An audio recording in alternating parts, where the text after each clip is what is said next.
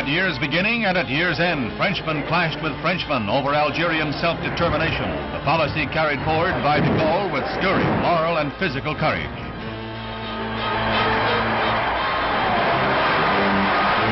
In South Africa, native protest flared against apartheid and passbook laws. 100 died when police fired on demonstrators at Sharpeville. Then came the attempted assassination of Premier Verwoerd by a white farmer.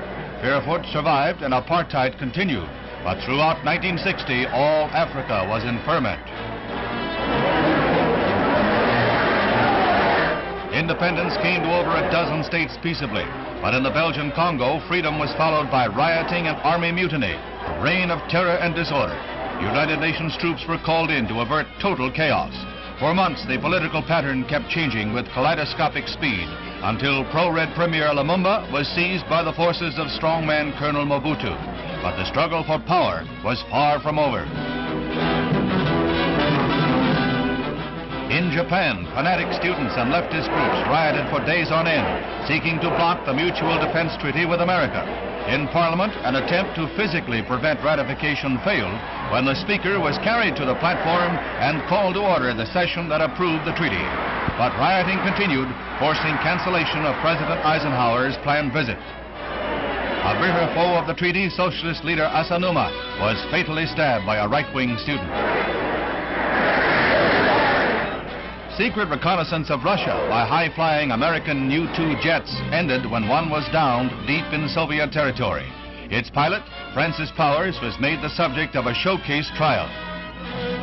Powers' family was in the courtroom as Russia began massive exploitation of this propaganda windfall.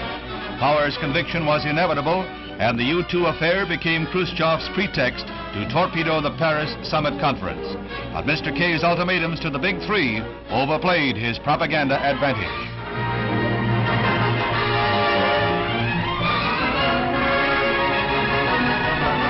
At an extraordinary session of the United Nations, Khrushchev continued his boisterous, boorish tactics. Britain's Prime Minister Macmillan was but one of his targets. Chief quarry was Dag Hammarskjöld, who won free men's admiration with his defiance of Russian attacks on his handling of the Congo crisis.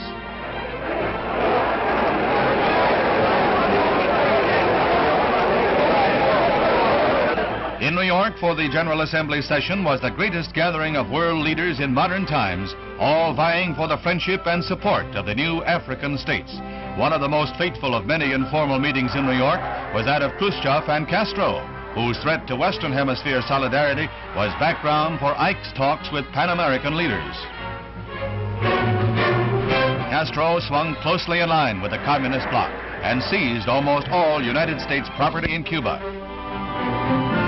On the lighter side, in a weighty year, Britain's Princess Margaret shattered tradition to marry a commoner, Anthony Armstrong Jones. Belgium's King Baudouin married Donna Fabiola of Spain, bringing his country its first queen in 25 years. Queen Elizabeth and Prince Philip proudly introduced Prince Andrew. Japan's Crown Prince Akihito and Princess Michiko celebrated the arrival of little Prince Naruhito. The Shah of Iran and his third wife, Farah Diba, brought joy to the nation with the arrival of a male heir to carry on the dynasty. The birth notice of the year in America was that of John Fitzgerald Kennedy Jr., soon to be the first baby of the land. 1960 saw historic disasters. An earthquake reduced the Moroccan resort town of Agadir to a shambles overnight.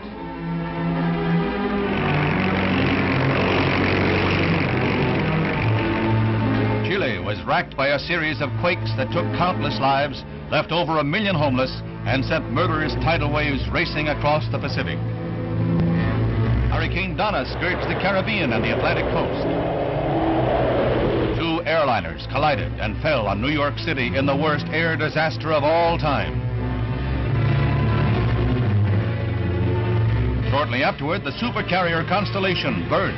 It took the greatest disaster force ever assembled in New York to conquer the blaze. In the greatest story of a momentous year, John F. Kennedy defeated GOP standard-bearer Richard Nixon in one of the closest presidential elections on record. The youngest man ever elected president takes the burden from the oldest ever to hold the office as America enters the critical and challenging 60s.